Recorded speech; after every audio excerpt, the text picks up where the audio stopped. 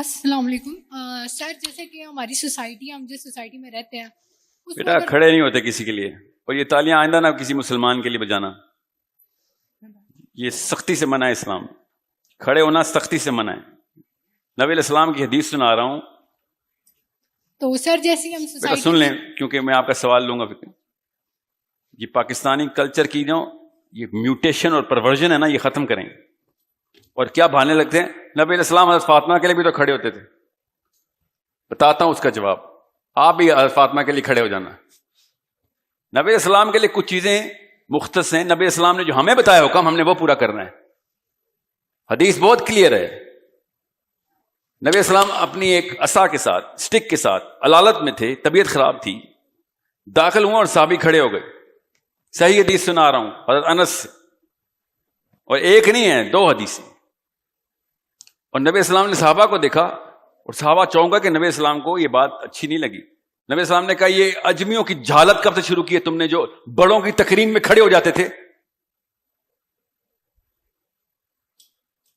اپنی شناخت سمجھیں، آپ صرف اللہ کے سامنے کھڑے ہوتے ہیں۔ مسلمان صرف اللہ کے سامنے قیام کرتا ہے، کسی اور انسان کے سامنے نہیں۔ صحابی کہتے ہیں نبی السلام کو ہمیشہ یہ بات ناگوار گزرتی تھی۔ اب 2 مسائل آئیں گے اس پہ۔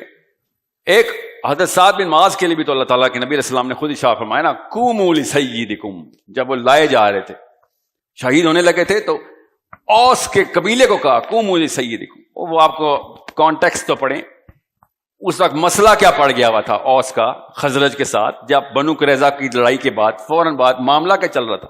اور اگر نبی السلام نے کہہ دیا قوموا لسیدکم تو ٹھیک ہے، ہم بھی ان کے لیے کھڑے ہو جائیں گے۔ سعد بن معاذ آئیں گے تو لے آؤ سعد بن معاذ کو، ہم بھی کھڑے ہو جاتے۔ جب ہمیں عمومی حکم مل گیا حدیث میں، اس کے اندر سے جان کے میم میخے نکالے گا یہ انکل آنٹی، کیونکہ اپنے لیے کھڑا کروانا ہے اس نے، اور کچھ بھی نہیں۔ اس کو خود نہیں اچھا لگتا کہ لوگ کیوں نہیں کھڑے ہو رہے۔ یہ نارسسزم اس کے اپنے اندر ہے۔ غور سے سمجھیں، صرف قیام اللہ کے سامنے، مسلمان کی عزت نفس اللہ کے آگے زیرو ہوتی ہے، اور کسی کے سامنے نہیں۔ جی بیٹا۔